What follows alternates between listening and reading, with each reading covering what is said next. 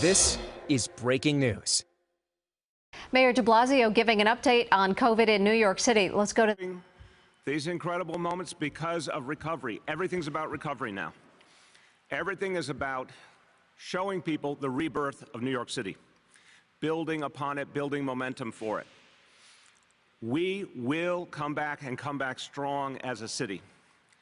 The only thing we need is more vaccinations. Vaccination equals recovery. I want everyone to get this into your minds. Vaccination equals recovery. The reason that you can go around New York City right now and see so much activity, see stores opening up, restaurants full, people going to the Yankees, the Mets, all of that is because of vaccination. The reason we got this far was because of vaccination. The way forward is more vaccination. So we are going to keep recovering. We're not going to cower. We're not going to step back. We're sure as hell not going to let ourselves go back to restrictions. So if you want to avoid the restrictions and you want to move forward, go get vaccinated. If you like recovery and rebirth for New York City, go get vaccinated. That's what it's all about. Now it is time to celebrate the impact of almost 10 million vaccination doses in New York City, the profound impact it's had. And because New Yorkers stepped up, and because of our amazing healthcare heroes and vaccinators, we can move forward. And to celebrate our rebirth, we've been talking about it for weeks now. Our homecoming week is going to be absolutely historic, unforgettable. You do not want to miss this. Things are going to happen during our homecoming week that have never happened before and will never happen again in New York City, all in one week. It's going to be unforgettable. But everyone who wants to participate, do the right thing, get vaccinated so you can fully enjoy this amazing, amazing week. Today, we unveil We Love NYC, the homecoming concert. We love New York. This homecoming concert is going to be the signal of our rebirth. It's an amazing, amazing concert.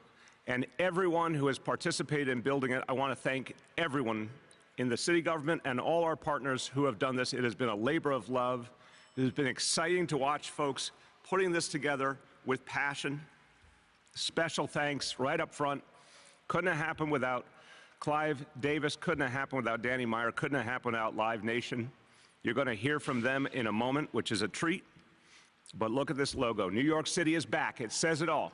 New York City is back. You can see it. You can feel it. It's time to celebrate on the Great Lawn, where so many great things have happened before. This is going to go into the history books. Saturday, August 21st, at 5 p.m. is going to be a big, long, amazing concert. It will be aired live worldwide by CNN. That's how important it is. That's how amazing it is. If you've ever heard the word blockbuster and blockbuster lineup before, you're going to hear now about an amazing lineup, and it's only happening because of Clive Davis. Clive is a proud son of Brooklyn. He is a New Yorker who loves New York City. He is a music industry legend. If you love music, then you have to say thank you to Clive Davis, because some of the greatest music in the history of this country is because of his work and the artists he brought forward and made possible. We owe so much to Clive Davis already, but this is a crowning achievement on an amazing career. As he leads the way in the comeback of New York City, I want him to tell you about the lineup, because he's the guy who made it all happen. Ladies and gentlemen, New York City's own Clive Davis. Thank you so much, Mayor de Blasio. I considered it really the highest honor when, in May, you asked me to put together a homecoming concert to celebrate the reopening of New York City. Yes, I was born in Brooklyn. I went to PS 161 with the greatest pride and Erasmus Hall High School in Brooklyn. And then my college years were at NYU. I've lived almost my entire life in New York, and never have I witnessed anything like what our city has gone through over the last year and a half. As a born, bred, and true New Yorker, I well know how resilient we are and how New York always comes back And yes, ladies and gentlemen, we are coming back. And I cannot think really of a more appropriate way to celebrate this than an unforgettable concert in the most special venue in the world, the Great Lawn at Central Park. My team, along with our partners at Live Nation, well, we've really been hard at work for weeks curating what I submit to you will be a once-in-a-lifetime event. We Love New York City, the homecoming concert. It will celebrate a spectacular range of musical genres, styles, and eras, while including some of the most iconic artists in the history of music, of modern music. So without further delay, I would like to announce in alphabetical order by last name the artists to date for We Love New York City, the homecoming concert. Jean-Baptiste, Andrea Bocelli, Kane Brown, LL Cool J, Elvis Costello, Earth, Wind, and Fire, and doing vocals with Earth, Wind, and Fire will be Lucky Day, and playing guitar with them will be the famous Kenny Babyface Edmonds. Cynthia Erivo, Jimmy Fallon will take part, Jennifer Hudson, Wyclef Jean, Journey, The Killers, Gayle King, Don Lemon, Barry Manilow, the New York Philharmonic, Polo G, Carlos Santana, Paul Simon, Patti Smith, and duetting with Patti Smith will be Bruce Springsteen. And last but certainly not least is Rob Thomas, who will be doing vocals with Santana. That's the list to date, man. Clive, absolutely stunning. There's no other word for it. I'm like listening. If you had stopped after the first like 6 or 7 names, it would have been an amazing concert. But I have never heard of a concert with that kind of line up. And again, some people were saying here last week, the only thing they could possibly compare it to in terms of the sheer star power, the amazing mix of musical styles, maybe you could compare it to Woodstock. But this is unprecedented, and it's all because of you, Clive.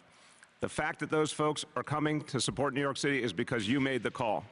So I think it's beautiful that a New Yorker loved his city so much that he used all of his reach and all of his influence and all of his goodwill to make the concert of a lifetime happen for the good of New York City. Clive, I just can't thank you enough.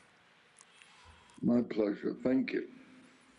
All right, now, it's amazing. You just heard it.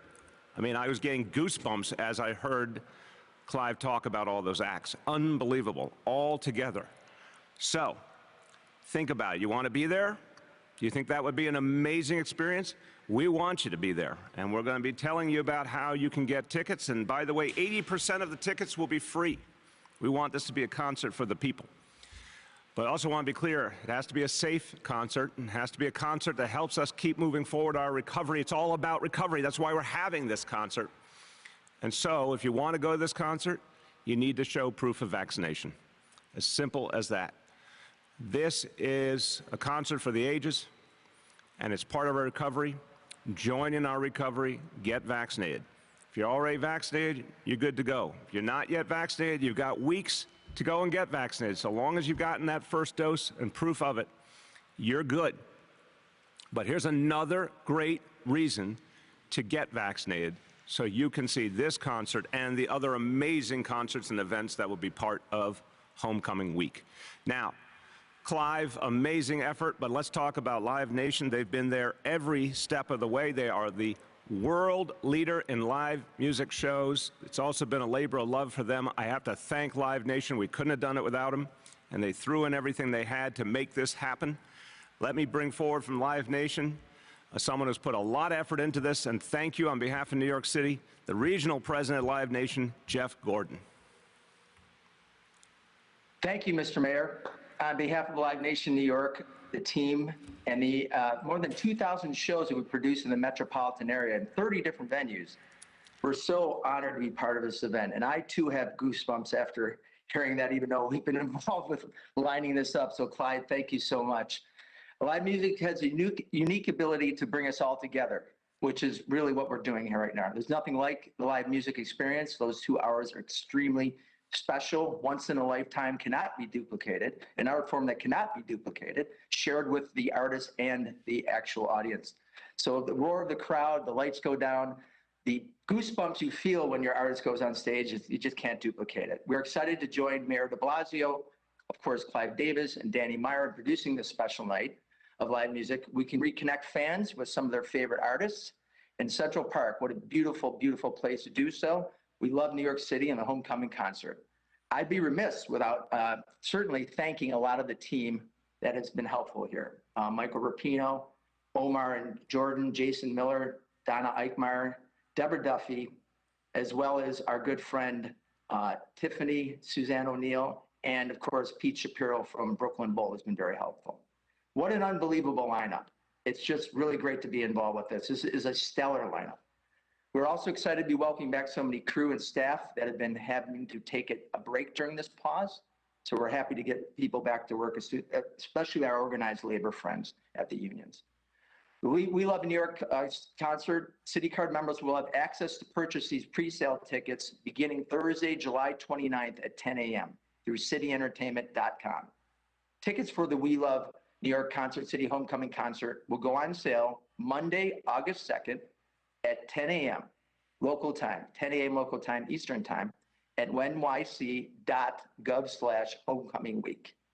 Free tickets and VIP tickets for purchase will be released to the public in batches on New York City, nyc.gov/homecomingweek, starting on Monday, August 2nd at 10 a.m. Eastern. We will continue the additional free and VIP tickets on the following dates: Tuesday, August 3rd, Wednesday, August 4th at 9 p.m., Thursday, August 5th at 7 a.m., Friday, August 6th at 10 a.m., Saturday, August 7th at 9 p.m. A special thank you, of course, to CNN for covering this internationally, which should be amazing to share the beauty of Central Park and the amazing lineup of these artists with the entire world to really showcase what New York is all about and its stamina. We know it's been a long time since we've experienced live music, Mr. Mayor. We can't wait to join you, Clive, Danny, and these terrific entertainers and music fans across the world and New York City, especially, of course. We'll join you at Central Park, and we're super excited to see you Saturday, August 21st. Thank you very much for everything. Really do appreciate it, and we'll see you there.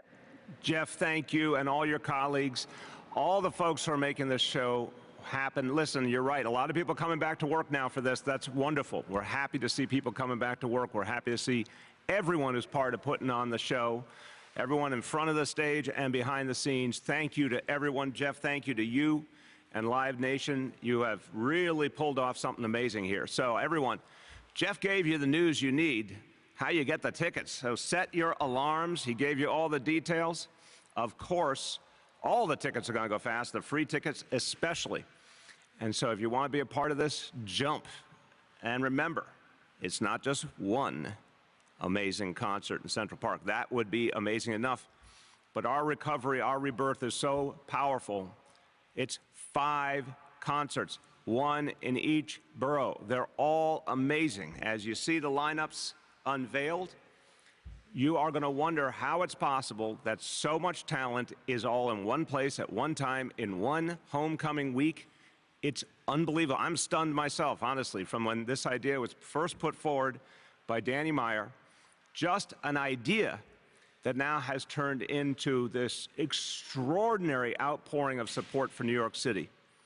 And the artists have come forward. Everyone has come forward with absolute commitment to this city. Is just unbelievable. So let's now turn to the person who really gets credit for the idea. I talked to Danny in the course of this crisis, and he has been stalwart in standing up for New York City. and he has been a leader more than once in helping New York City and the neighborhoods in New York City move forward, even through tough times. I said, Danny, the city needs you. And he said, what can I do to help? Well, I asked him to be the chair of our board for the New York City Economic Development Corporation. He's doing a fantastic job there. He's legendary, of course, for his work with the Union Square Hospitality Group.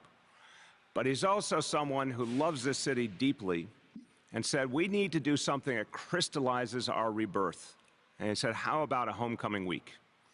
So, Danny, if you build it, they will come, someone once said, and you had the idea, and I want to thank you from the bottom of my heart, and I want you to talk to the people in New York City about what this means to you and what it's going to mean for all of us as New York City comes back. Ladies and gentlemen, Danny Meyer.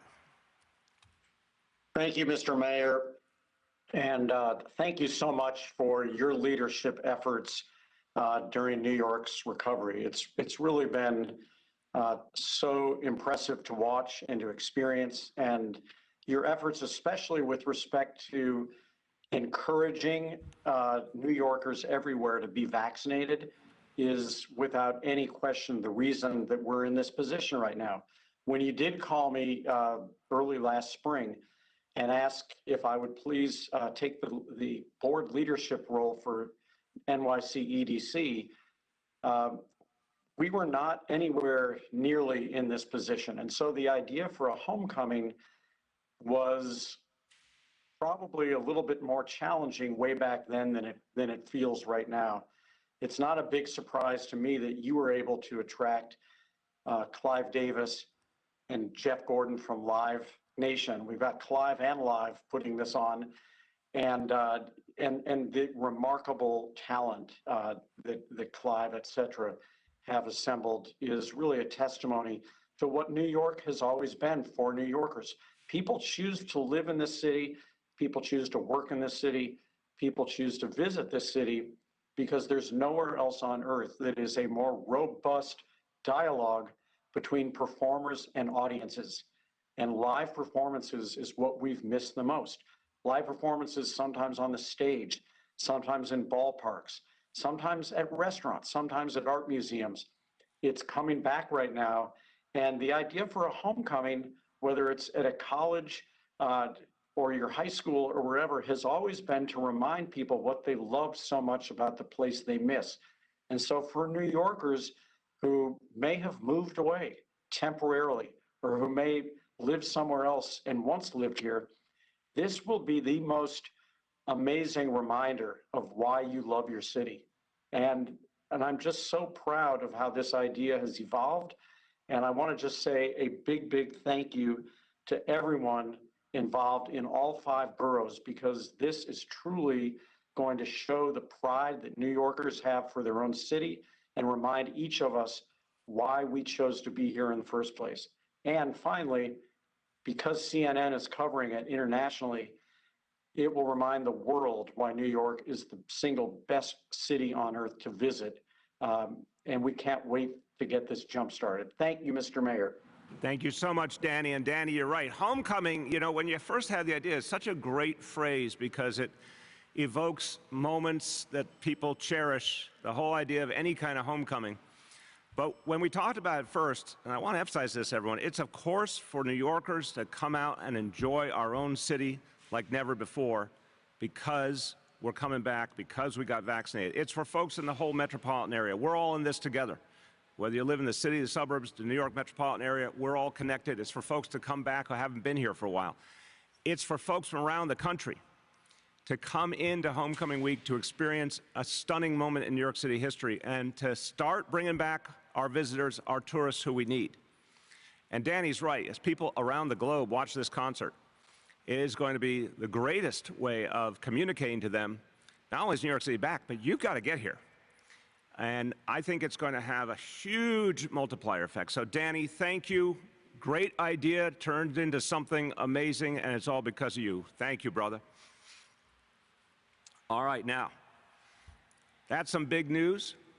Let me also talk to you about the news we're making every day here in the Bronx as part of City Hall in your borough in the Bronx. I am having an amazingly good time in the Bronx, and there are so many treasures in the Bronx. And Bronxites know it, but I want to urge all New Yorkers, get to know the Bronx better because it's extraordinary. Yesterday, started out here at Borough Hall, then we did a great ribbon cutting for a new affordable housing complex, 100% affordable in Melrose. This is going to be life-changing for hundreds and hundreds of families. I went to City Island, which is absolutely beautiful. Went to Johnny's Reef. If you want some beautiful fresh seafood, go to Johnny's Reef, everyone. Amazing Bronx spirit and atmosphere. I went to Van Cortlandt Park, went to the New York Botanical Garden. I mean, there's so much to see and do in the Bronx. And by the way, speaking of New York Botanical Garden, voucher, anyone who goes and gets vaccinated as part of the special deal with the New York Botanical Garden, you get a free pass to the legendary Kusama exhibit. People are talking about this exhibit all over the world. If you want to see it, you get vaccinated, you get in for free. I want to thank everyone at the New York Botanical Garden for this amazing promotion you've put together so people can see the beauty of that place, the beauty of this exhibit, and make themselves safer in the bargain. So thank you. And at the end of the day, had a great gathering with the elected leaders of the Bronx. Speaker Carl Hastie, Borough President Ruben Diaz Jr., District Attorney Darcel Clark, and so many other leaders from the Bronx who do so much for the Bronx. We went to Caridad Restaurant in Kingsbridge, beautiful outdoor dining setup, amazing atmosphere, strongly recommend it, and we had a great, great conversation about how we can all work together for the good of the Bronx. So we're doing a lot here during Bronx Week and more to come to hear about how important it is for the city government to focus on the Bronx. I want you to hear from someone who unquestionably is a rising star. He is a member of the New York State Assembly. He is already making an impact, fighting for the most vulnerable Bronxites and making sure the city does right by them. My pleasure to introduce Assemblymember Kenny Burgos. Thank you, Mr. Mayor. Appreciate you having me on. And thank you for the, great accolades of the Bronx and telling New Yorkers how amazing the Bronx is. I always tell folks the Bronx is a lot more than just the Bronx Zoo and Botanical Gardens. Come visit City Island, come visit Soundview Park, enjoy what the Bronx has to offer. But we're here to speak about City Hall in your borough, and I'm really, really excited about it. I thank you for this initiative. I know for the past 18 months, New Yorkers have been pretty much focused on COVID-19, rightfully so, and we want to get people vaccinated to really enjoy a robust recovery. But I also think, we've had a lot of other issues in that same 18-month period, and I think City Hall in your borough is going to be hugely impactful right here for Bronxites by bringing our government, our agency, and our resources right to their front door. So I urge all Bronxites, all New Yorkers to come out to Roberto Clemente Plaza today, 12 p.m., and there will be agencies, commissioners, senior staff there to answer all your questions, all your concerns, because I think very often for Bronxites, sometimes government can feel a bit far away, metaphorically and physically, right? City Hall is kind of a few train stops away from the Bronx. So this is hugely impactful, and I look forward to stopping by myself and speaking with, our Bronxites right on the ground. And I'm looking forward to a great recovery of COVID and a much more robust and beautiful New York City. So thank you. Thank you so much, Assembly Member. Looking forward to seeing you later on and seeing a lot of Bronxites come in and join with us, and we'll talk about what we can do to help make this an even greater borough. And a lot is happening in the Bronx, and the Bronx is also where we started one of the most important initiatives of the last 8 years in terms of making sure people are healthy. Way before we ever heard of the word COVID, we knew there was a healthcare crisis for folks who are uninsured. And years ago, I said we need to do something very different. New York City did something that no other city or state in the country did. We guaranteed health care for all New Yorkers. We knew hundreds of thousands of New Yorkers didn't have insurance. Some couldn't afford even the cheapest plans available. Some were barred from having health insurance because of documentation status. That made no sense. That meant that there were lots and lots of people who were vulnerable, and it made all of us vulnerable. So we announced guaranteed health care And specifically, we announced NYC Care. NYC Care has been extraordinary. It means whoever you are, if you can't afford any other insurance plan or it's not available to you, you can sign up for NYC Care. You can get a primary physician assigned to you. You can get specialty physicians and services. You can get it for whatever you can afford, and if you can't afford anything, it's free, all done through our amazing health and hospital system. We're now at the 2-year anniversary of this initiative. It is working for so many New Yorkers, but we want to make sure it works for more. So today in the Bronx, outside of Bronx Works, there'll be a membership drive to keep pushing. We want to get 100,000 people enrolled in NYC Care. We want to make sure it reaches people and their families and it changes lives. So between 10 and 1 today, you can go to Bronx Works, sign up. If you don't have health insurance and you live in the Bronx, get over there, sign up. Or if you can't get over there, call 311 for how you can sign up. Of course, while you're at it, great opportunity to get vaccinated. We want to make sure people are healthy. We want to make sure people have health care on an ongoing basis. Begins right now by getting vaccinated to protect yourself and your family. And speaking of vaccinations, today's vaccination total to date, we're closing in every day, getting closer to 10 million total vaccinations as of today, 9,880,931. And that will bring us to our indicators. And as usual, in the last few weeks, you're going to see some challenges in the indicators, but you're also going to see the fact that vaccination is the reason that we are able to keep going, and that manifests particularly in the hospitalization rate. So, indicator number 1, daily number of people admitted to New York City hospitals for suspected COVID-19. Today's report is 84 patients, confirmed positivity 19.10%. Hospitalization rate per 100,000 people, 0.56. And again, it has gone up some, but is still very low, and that is because of vaccination. And the more vaccination, the lower we'll keep that rate. The area cases, as we've said, this is the area of concern. We see them going up. Number 2, new reported cases on a 7-day average. Today's report, 901 cases. And number 3, percentage of people testing citywide positive for COVID-19. Today's report on a 7-day rolling average, 2.37%. Again, we're going to be moving off this because we don't think it's as accurate as it used to be, and we think what's much more important is to talk about vaccination levels, hospitalization rate, and case numbers. We'll be talking about that transition to those indicators going forward. Now, finally, let's have a few words in Spanish, and I want to go back to the homecoming concert, which again is going to be once in a lifetime. Tenemos una formación histórica y llena de estrellas para celebrar el regreso de Nueva York. Marquen sus calendarios para el 21 de agosto y pónganse la vacuna para que estén listos para unirse a nosotros en Central Park. With that, let's turn to our colleagues in the media, and please let me know the name and outlet of each journalist. Good morning. We will now begin our Q&A. As a reminder, we are joined by First Deputy Mayor Dean Foulahan, Health Commissioner Dr. Dave Choksi, Dr. Mitch Katz, President and CEO of New York City Health and Hospitals, Dan Gross, Executive Director of Citywide Events, and Marielle Kress, Executive Director of NYC Care. Our first question for today goes to James Ford from Pix 11. And good morning, Mr. Mayor and everyone on the call. Thanks for taking my call. Yes, good morning. We're just going to get your volume up a little, James, so we can hear you better. Try again. How's that? Can you hear me now? There you go. There you go. Hello, hello? Yep. Oh, okay. I was just saying thanks for taking the call. You've probably heard that the CDC is going to later today recommend, in fact, reverse their earlier recommendation that people not wear masks indoors. In other words, recommend that people, no matter what their vaccination status is, wear masks indoors.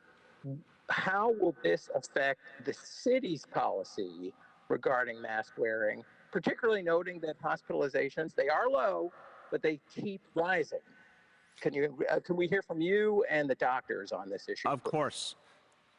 Here's how I'll frame it, then we'll turn to the doctors, James. So first of all, we're just seeing this guidance. We need to see the exact wording. We need to understand exactly what the CDC is suggesting. So I can't give you a final determination until we see that. But I'll say this. There are mask mandates right now in certain places, and there's clear guidance for the unvaccinated. Dr. Choksi will remind you about that in a moment. But whatever happens with masks, I want to be as clear as I can be. The number one tool, the number one weapon, the number one savior is vaccination.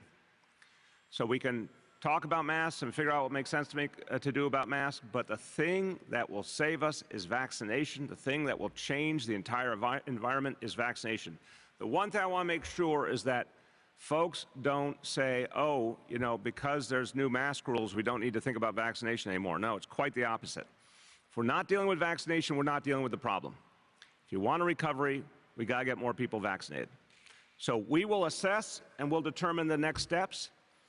But vaccination is really the whole ballgame.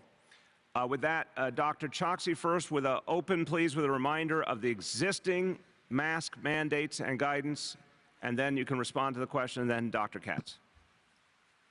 Yes, sir. Thank you very much. To recap what our current guidance is, anyone who is not yet fully vaccinated is recommended not just to mask, but to follow all of the other public health precautions, distancing, testing, washing your hands frequently. As the mayor said, we also have mask mandates that are currently in place regardless of vaccination status, including in schools, healthcare facilities, congregate settings, and public transit like subways and buses. This has been particularly important because they are places where people who are unvaccinated and vaccinated are mixing. And so it's a way to curb transmission in those settings. As the mayor said, we will study the new guidance from the CDC carefully. As always, we look not just at the guidance, but the underlying science that may be driving any changes in the guidance, and we'll take a hard look at that science ourselves. Thus far, what it has indicated is that anytime fully vaccinated people are convening with other fully vaccinated people, that is a safe environment. And so, as the mayor has said, part of our push that you have heard in recent days is to maximize the number of places and spaces where we have fully vaccinated individuals mixing with one another. Thank you, sir. Thank you. Dr. Katz. Yes, I want to add a couple of points. First, hospitalizations are increasing, but the hospitalizations are among unvaccinated people. It remains exceedingly rare for anybody who is vaccinated to get sick enough to need the hospital. And that's true in New York. It's true nationally. There are breakthrough cases in vaccinated persons, but people remain very healthy with minor symptoms in the vast majority of cases, emphasizing how important it is to get vaccination. In terms of the CDC guidance, I totally agree with you and Dr. Choksi that the issue is whether or not we in New York City can create effective systems to be sure who is vaccinated and who is not vaccinated. So the guidance about everyone wearing masks is based on a frustration about being able to determine who is vaccinated and who is not. But sir, you've put us on a road that will help us to figure out who is vaccinated and who is not, which will enable us to be sure that we can create environments that are safe. And then finally, sir, I want to thank you both for mentioning NYC Care and for creating it. Whenever I'm in my clinic, I can see whether or not the person has insurance status. And now on my screen, for the last couple of years, it shows up NYC Care.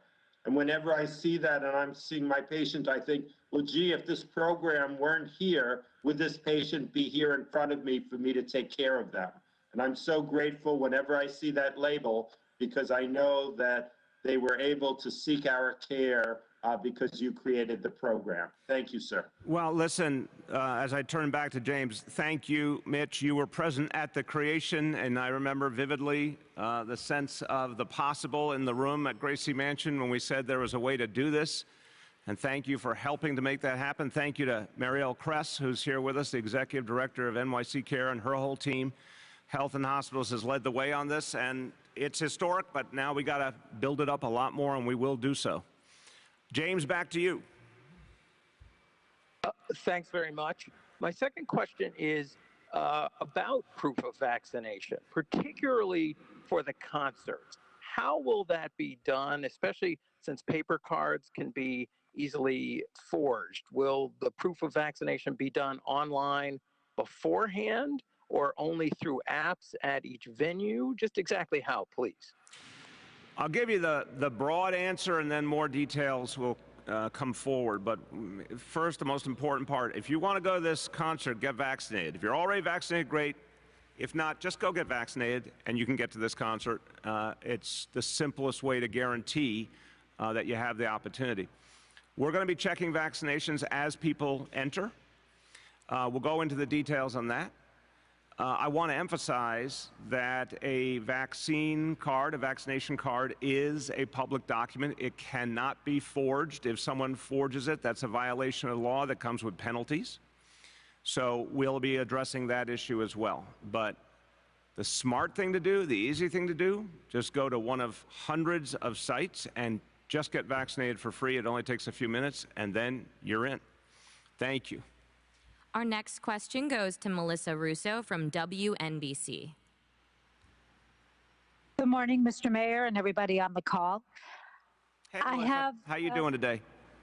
I'm doing great. Thanks so much. A quick on-topic question first, which is just confirming that this homecoming concert, because of the vaccination requirement, is for ages 12 and over only?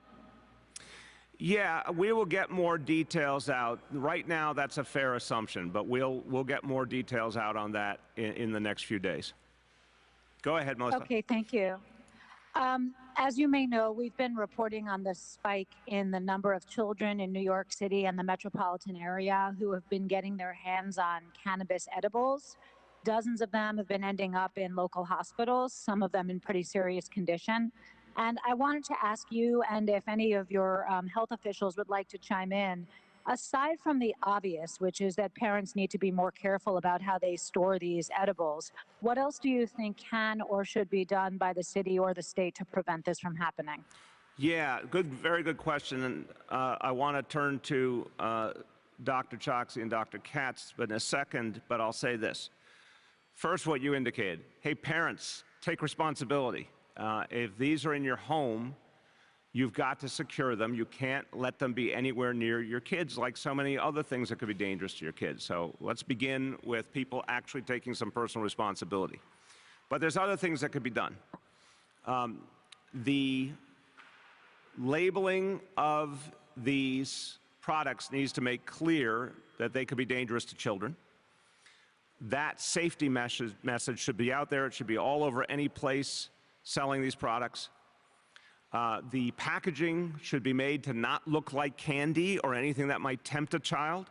This is something that the Obama administration worked on when it came to tobacco products, not making them look too tempting to young people. Same concept here, even for smaller kids. And then finally, the state of New York needs to get in gear here. We had a big, long, multi-year discussion over legalizing cannabis. We saw the state legislature act. Now the state needs to do something about it. They still haven't. So the state, the governor's not named an executive director for the Office of Cannabis Management, has not named appointees to the Cannabis Control Board. I mentioned the people they haven't named to the board related to congestion pricing. It's time for the state to wake up and do its job on this really important issue. With that, in terms of the medical angle, Dr. Choksi, Dr. Katz. Thank you, sir. And thanks, Melissa, for highlighting what is an important issue, which is the accidental ingestion of edible cannabis products. This is something that, that we are seeing in New York City and other places with edible cannabis products have also seen a recent increase. The mayor actually covered the highlights with respect to what are the most important prevention measures. I will underline the most important one, which is safe storage. And we have to continue to get the word out because we know that accidental ingestion, not just of edible cannabis products, but of other unsafe products does contribute to preventable poisoning of children.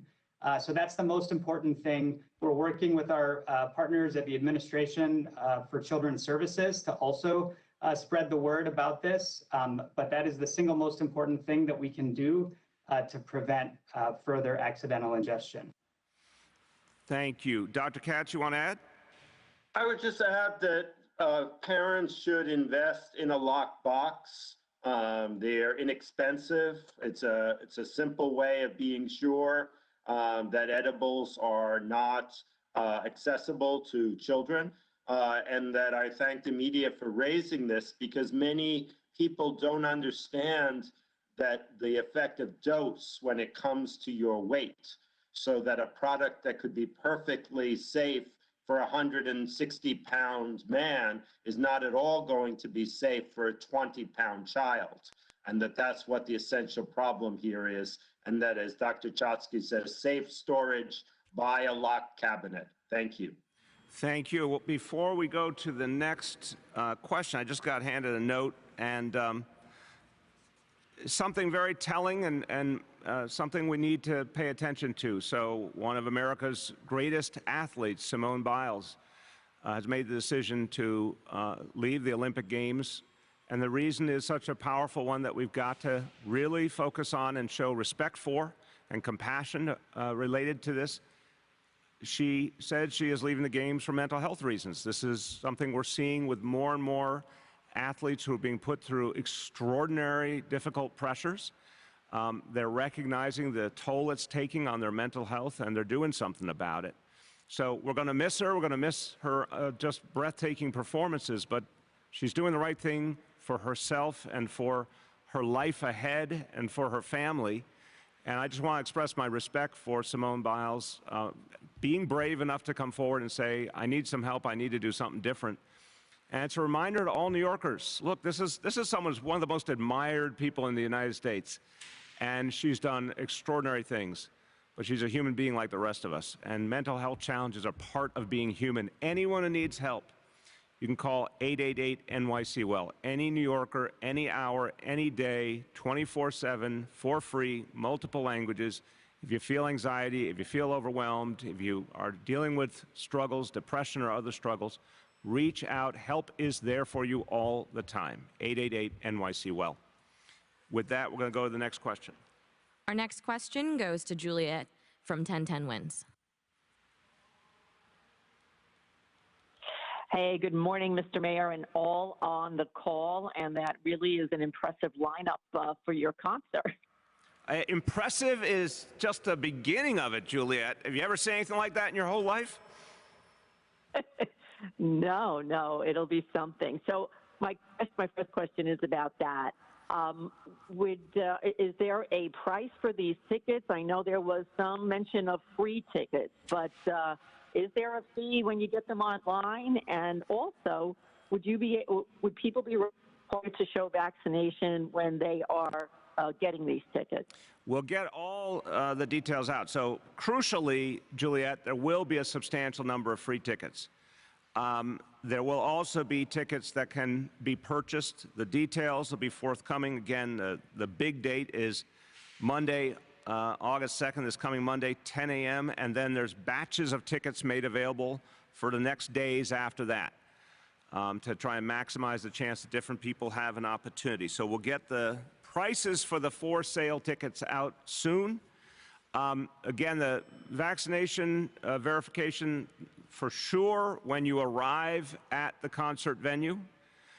We'll also be looking at whether there's any kind of verification up front as well, but those details will be coming up soon. Go ahead, Juliet. Okay, thank you.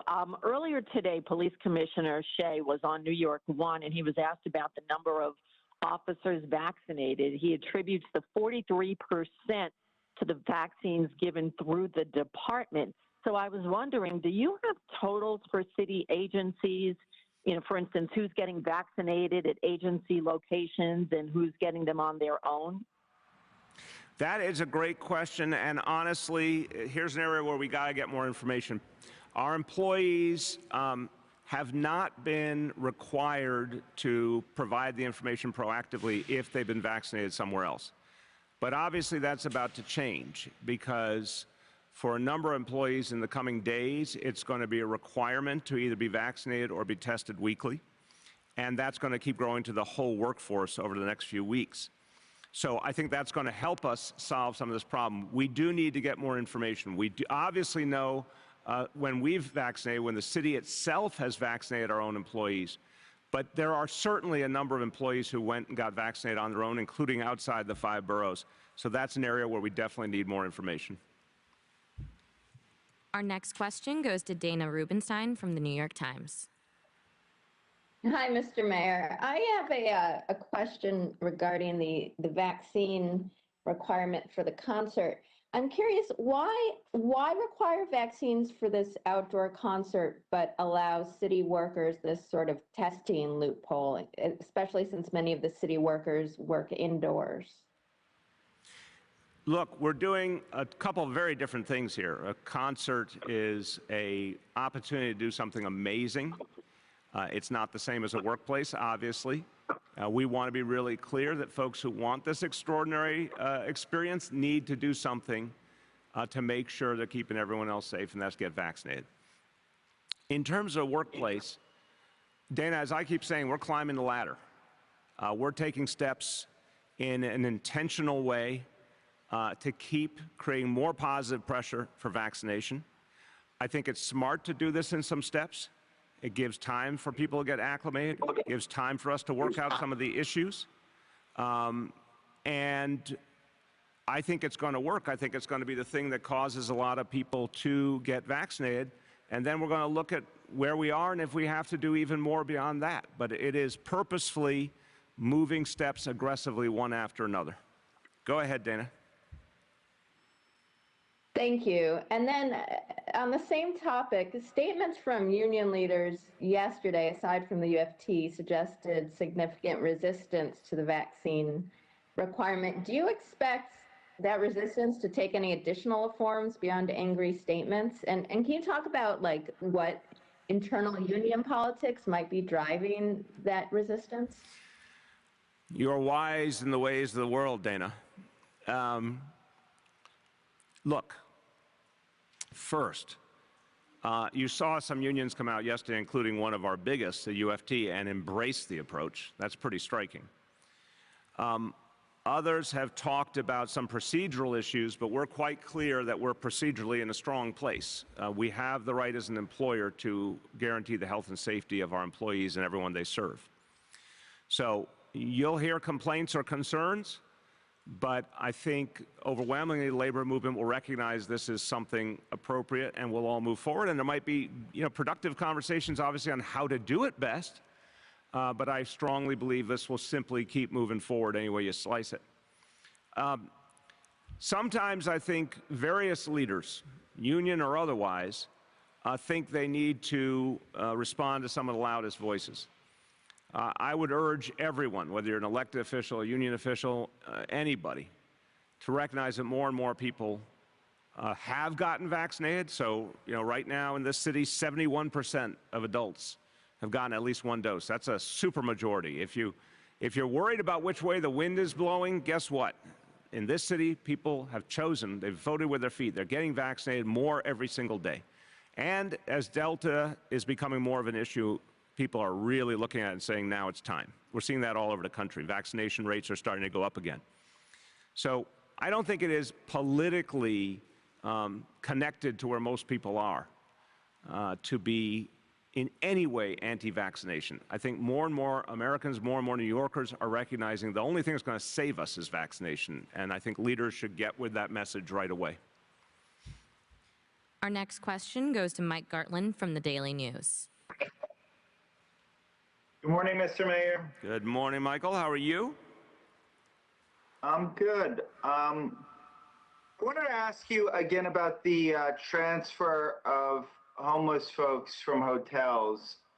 Can you tell us if more transfers are taking place today? How many sites are involved? What sites? Yeah, Michael, I don't have the list in front of me. We talked about this over the last couple of weeks. The transfers are continuing. 2 shelters where homeless individuals can get the maximum physical health, mental health support, support to moving on to permanent affordable housing. That's what the shelters are for. That's where we can serve people best, and that continues. Go ahead. And we're hearing that city officials are talking to advocates and legal aid attorneys about this today, and which kind of raises the possibility that this could go back to court. If that were to happen, what's kind of the city's plan moving forward to deal with that? That's like a double hypothetical, with all due respect, Michael. I have not heard what you've heard. Maybe there's discussions going on, but they certainly haven't reached my level. The bottom line is we're moving forward. If at any point something changes, it causes us to have to do a different approach, we'll talk about that then. But right now, we went to court. We proved that this was a sound approach. Lots of health and safety measures being taken, accommodations being provided, vaccine being provided widely. We're moving forward. Our next question goes to Marla Diamond from WCBS 880. Good morning, Mayor, and thank you for taking my call. On the Central Park concert, how many people can the Great Lawn hold? How many tickets will be available? And do you intend to keep concert goers socially distant? So I'll turn to Dan Gross, who's the executive director for our citywide events office for the city. I want to thank Dan up front for an amazing job he and his team have been doing, putting this concert of a lifetime and all the other concerts, all 5 boroughs together, and a lot of other events too. Really exceptional effort by Dan and his team. Dan, in terms of the numbers and in terms of the ground rules, why don't you update us on that which you know now, and anything else that we don't yet have an answer on, we will be providing publicly shortly. Go ahead, Dan. Certainly. Thank you, Mr. Mayor. There are a total of 60,000 people that can fit on the Great Lawn. And say that again louder. I couldn't hear that myself. I'm sorry, sir. There are 60,000 people that can fit on the Great Lawn, of which there will be 80% of those tickets will be free and available to the general public. The remaining 20% will be available for VIP purchase. As it relates to the mechanisms, if you are vaccinated, there are no social distancing restrictions. But for further details, we'll get back to you. Okay, go ahead. Thanks, Dan. Go ahead, Marla. Okay, and about schools and getting the 12 to 17 contingent vaccinated. I know that you're doing the push in the summer school program, but what else will you be doing outside of those programs? Is there any plan to get the vaccine to pediatricians or urgent cares in the community? And I just wanted to know, there was a rally on Staten Island yesterday with parents who want you to reverse your decision to have everyone wear masks in school. So this is part vaccination, part masking. Will you make a bigger effort in the communities to get kids ages 12 to 17 vaccinated before the start of school? Absolutely. So let me say, with absolute respect for anyone who's expressing their opinion, I always want to hear what people feel and what they are concerned about. But I'm listening to our healthcare leaders, and we're following the data and the science, and we're keeping masks on our kids in schools and our adults. That's the plan. That could change if the data tells us there's an opportunity to change it, but right now that's the plan. In terms of vaccination effort, I'll turn to Dr. Choksi in terms of what we're doing with pediatricians. That's a big piece of it. He'll talk about that. But we're going to be announcing in the coming days, Marla, a major vaccination drive focused on kids in that 12 to 17 age group as we get ready to go back to school. And I think a lot of parents are going to embrace this. I'm speaking as a parent. My kids are a little older now, but if they were in that age range, I would be running to the nearest vaccination site to make sure they were fully vaccinated ahead of school. I think a lot of parents are going to feel that. We already have good numbers in that 12 to 17-year-old group. 251,000 kids have already been vaccinated. And that, for the youngest kids, has only been available for, something like 10 weeks. So it's really been moving. But we will have a major drive, and details on that coming up soon. Dr. Choksi, in terms of the work with pediatricians. Yes, sir. Thank you so much. And we have made good strides over the summer with respect to getting kids vaccinated, as the mayor has said. But we are planning to redouble our efforts in the weeks leading up to school. So you're going to see a major push. And a plank of that plan is working with pediatricians. Pediatricians are the offices where parents are used to going, not just for COVID vaccines, but for all of their routine immunizations, as well as their back-to-school physicals, whether they're needed for sports or otherwise. And so we have been working in close partnership with pediatricians over the last several weeks to get them prepared along a number of different dimensions. First, if they don't already have COVID-19 vaccines in their office, we're working to maximize the number of practices that can actually offer it physically on site. Second, if they have continued questions about the vaccine, or they need some assistance with respect to having the conversation with parents and children, we're working with them often in a very intensive practice by practice basis, spending a few hours to make sure that they're comfortable and have all of the information that they need. And then third, we're making sure that all of these pieces are connected. The work that we're doing with the Department of Education through Summer Rising, as well as with pediatricians and parents, all of this has to be connected so that the bottom line is that vaccination is the easy choice ahead of school. Thank you very much. Go ahead. We have time for 2 more questions today. Our next question goes to Julia Marsh from the New York Post. Hey, Mr. Mayor, back to the concert. Can you tell us a little bit more about why you decided to sell 20% of the tickets and where that revenue will go to? Yeah, Julia, I'll turn to Dan Gross again for that. Obviously, we are producing something that we think is going to have an extraordinary impact for New York City.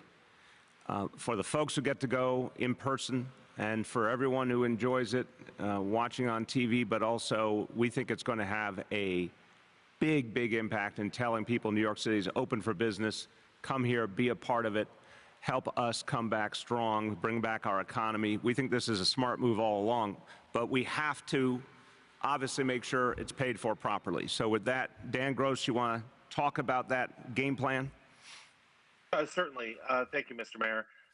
So dating back roughly 7 or 8 years with any concert that's on the Great Lawn, it's required that 80% of the tickets are available to the general public for free. And the 20% is typically used just to offset costs for the production of the Great Lawn. So this is standard. It's been the case for pretty much every concert that's happened on the Great Lawn, especially within the last 7.5 years. Thank you. Go ahead, Julia. Thank you both for that. A different question, different topic. Mr. Mayor, you said yesterday that you didn't agree with this nightlife advisory board that would allow regulated drinking in public spaces. However, there's kind of de facto drinking in public spaces and parks, most notably recently in Washington Square Park. Not to mention marijuana smoking, even though it's not allowed. So can you talk about why you disagree with it if it actually goes on unchecked? Yeah, Julia, first of all, that board is simply an advisory board, outside experts offering opinions. That does not make it the policy of New York City. I want to be real clear. I value people's input and advice. It's a whole different ballgame than whether we do what they advise, and we're not making that change. There's more to do in making sure that we set the right parameters. But right now, our focus has been bringing this city back, addressing the most serious concerns, and then more and more, we're starting to be able to focus on the quality of life concerns as well. So what we're seeing in recent weeks, more and more ability to both bring down some of the biggest challenges like gun violence and start to turn more and more attention to quality of life as our recovery deepens. All these pieces go together. The more we recover, the more we'll be able to address things. So some of the issues you raise, we're going to keep addressing. That's the bottom line. Our last question for today goes to Aaron Durkin from Politico. Mr. Meyer, I wanted to ask about, we have a story today about some of the ways that Eric Adams is reaching out to some wealthy New Yorkers, business leaders, you know, members of the 1%, Jamie Dimon and others, and he's sort of drawing a contrast with your approach, which is a little more hostile to those groups of people, and he's saying, you know, he wants people to come back to the city and he wants to you know, kind of boost their fortunes a bit. Just wondering, do you think this is a smart approach, or do you have any concerns, you know, that he may be focusing more on these folks at the expense of working class or poor New Yorkers? Yeah, it's a fair question, Aaron, but I want to first say my sense of Eric Adams, I've known him for years and years.